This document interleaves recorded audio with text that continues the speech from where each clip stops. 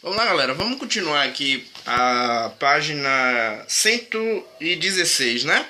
Na página 116 a gente tem aí reações à independência. A gente viu no vídeo anterior que o Brasil declarou sua independência, que Dom Pedro declara a independência do Brasil lá no dia 7 de setembro de 1822, ali à margem às margens do rio Ipiranga. Ele declara a independência do Brasil, né? Só que, logicamente, que Portugal não vai aceitar essa declaração.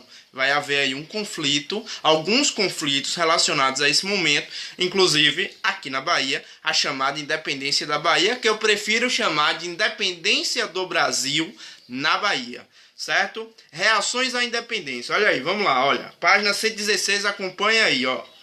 A concretização do processo de independência não causou mudanças significativas na estrutura política, econômica e social do país. O que significa isso, gente?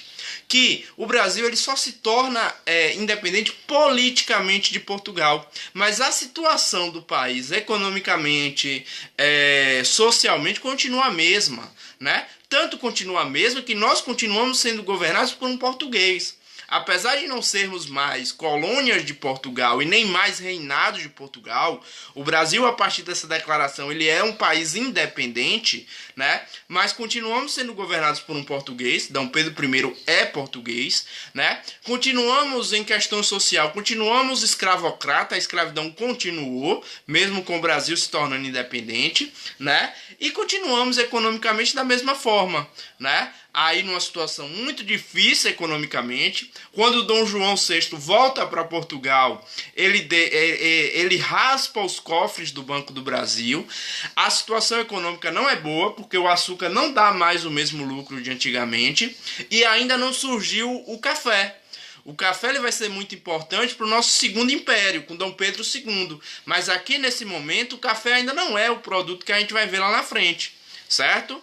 Então continua, presta bem atenção aí. O Brasil continuou escravista, olha aí a escravidão. A economia permaneceu baseada na agricultura de exportação, o açúcar, mas aí não era tão forte como antigamente. Controlada por grandes latifundiários. O que são grandes latifundiários? Grandes proprietários de terras, né? Com um só dono. Vamos lá. Ponto. Politicamente, adotou-se a monarquia hereditária e constitucional, legitimando o poder do monarca que recebeu o título de imperador. Ou seja, politicamente não teve mudança. Continuamos sendo governados por um monarca, mas dessa vez um chamado imperador, né? O imperador Dom Pedro I, que por sinal ainda é português. Então a estrutura continuou a mesma. Lembrem que quando os nossos países vizinhos se tornaram independentes, eles se tornaram república. Nós não.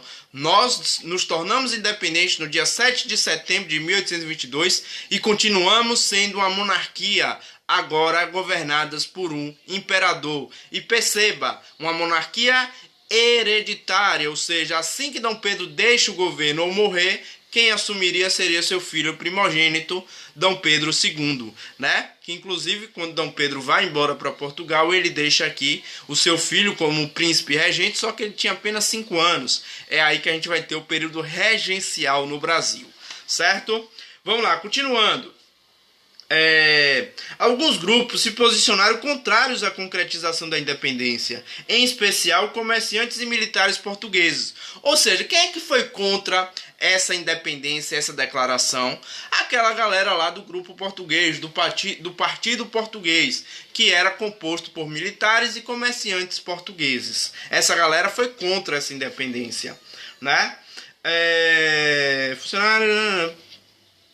Desejava a continuidade do modelo colonial para manter seus privilégios. Ou seja, essa galera queria que continuasse sendo colônia. Era aqueles que queriam a recolonização do Brasil. Vamos lá, outro parágrafo. Várias províncias iniciaram movimentos de reação à independência. Bahia, Grão-Pará, Maranhão, Piauí e Mato Grosso presenciaram violentos combates entre as tropas portuguesas e a população anti-lusitana, que contou com o apoio de mercenários estrangeiros na vitória e consequente concretização interna da independência. Principalmente essa questão né, que a gente vai ter de muita importância, o principal local onde ocorreu uma resistência e onde existiam tropas portuguesas que queriam retomar o país e que dominavam aquela região foi principalmente a Bahia. A cidade de Salvador ainda estava dominada por portugueses. É por isso que a gente vai ter uma guerra de independência na Bahia, que no dia 2 de julho de 1823, os baianos põe para correr os portugueses da Bahia. É aí que a gente chama da nossa gloriosa independência da Bahia, que eu prefiro chamar de independência do Brasil na Bahia, certo? É no dia 2 de julho, nosso grande feriado de independência, né? Olha aí, vamos aí, independência da Bahia, página 116, vamos lá? Olha aí, ó. Mesmo antes da declaração de independência do Brasil, a Bahia já havia iniciado uma luta pela emancipação em relação a Portugal. Gente, as lutas contra os portugueses na Bahia já existia desde 1821, né? Desde 1821 a Bahia já lutava por sua independência, já lutava contra os portugueses, certo? Então, é bem anterior, nós somos barril dobrado, né? Olha aí, ó. Em 1821, após o 7 de setembro, as lutas do Estado continuaram até 2 de julho de 1823, quando as tropas portuguesas se renderam após uma série de violentas batalhas. Feriado estadual, a data é comemorada pela população no Dia da Independência da Bahia, que na verdade deveria ser um feriado nacional, porque o Brasil se torna realmente, de fato, independente depois do dia 2 de julho de 1823, certo? Vamos lá, reconhecimento externo da nação. Gente, para um país ele ser reconhecido independente, ele precisa de reconhecimento internacional. Então o Brasil precisava ser reconhecido por outros países como um país independente. Vamos ver quem foram os primeiros a reconhecer o Brasil assim? Olha aí, ó. O primeiro país a reconhecer o Brasil uma nação independente foi os Estados Unidos, em 1824, tomando por base os princípios expressos na chamada Doutrina Monroe. A gente falou sobre isso ano passado não, perdão, a gente não falou sobre isso, falei sobre isso com a turma lá que está no 9º ano, né? Cujo lema era América para os americanos. Gente, eu vi com o pessoal lá do ano passado, lá com o pessoal que está no 9º ano, a gente viu um pouquinho sobre doutrina Monroe. O que é doutrina Monroe? Monroe era um presidente dos Estados Unidos naquele período.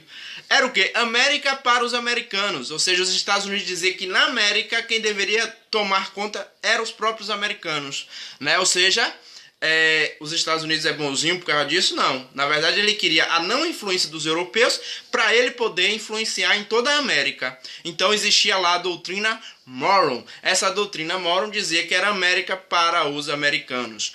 O primeiro país a reconhecer o Brasil independente é justamente os Estados Unidos, por conta dessa doutrina Monroe. Lembre que os Estados Unidos foi o primeiro país da América a se tornar independente, lá no dia 4 de julho de 1776, né? O segundo foi o Haiti, lá no início do século 1804, né? E o Brasil agora em 1822.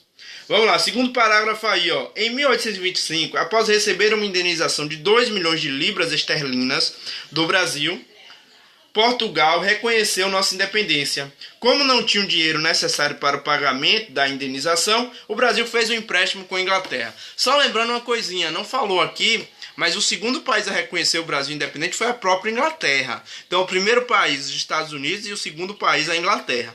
Portugal, que era a nossa metrópole, só reconhece o processo de independência do Brasil e só reconhece o Brasil como nação em 1825, mediante o pagamento de uma indenização.